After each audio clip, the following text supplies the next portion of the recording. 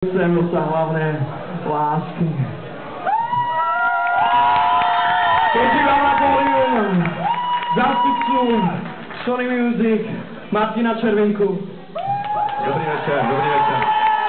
Já bych rád pozval krstného otca, vzácného hosta, Petr Nať.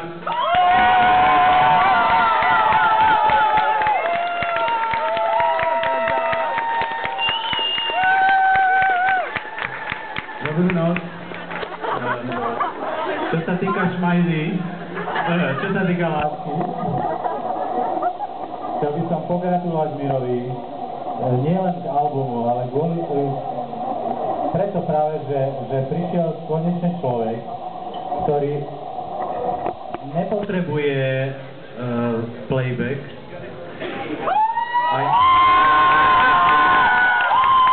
ktorý vzorne reprezentuje českú a slovenskú generáciu rockových muzikantov.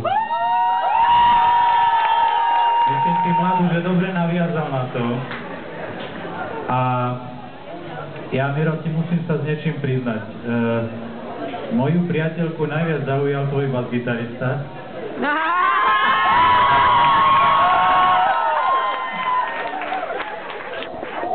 Vieme prečo? Bas-gitár nájdem, jo. To je po našom. Hlavne on vám ukáže prečo. Ale samozrejme, sme tu všetci preto, aby sme oslavili tvoj úspech a úspech tvojej kapely. Ja som strašne rád, že patríš fakt ľuďom, ktorí použili súťaž Superstar nie ako niečo, čo by bolo cieľová stanica, ale ako SMS-ku, ako si získať krásnu babu, ktorá sa volá Sláva. Miro Šmajda.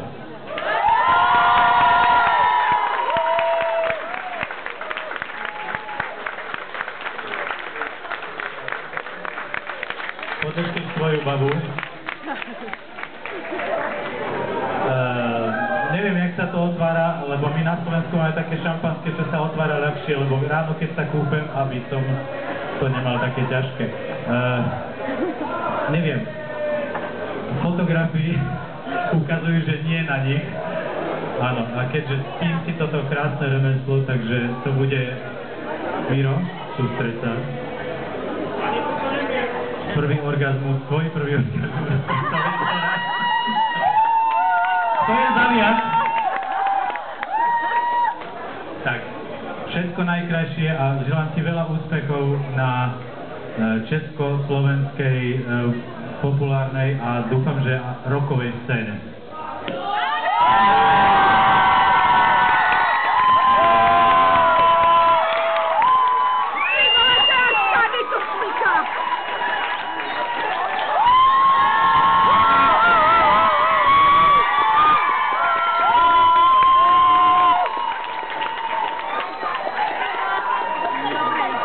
Vážení priatelia, toto je vaše.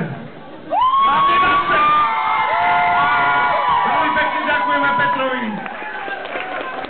Mokré ruky. Pomokrý bratia.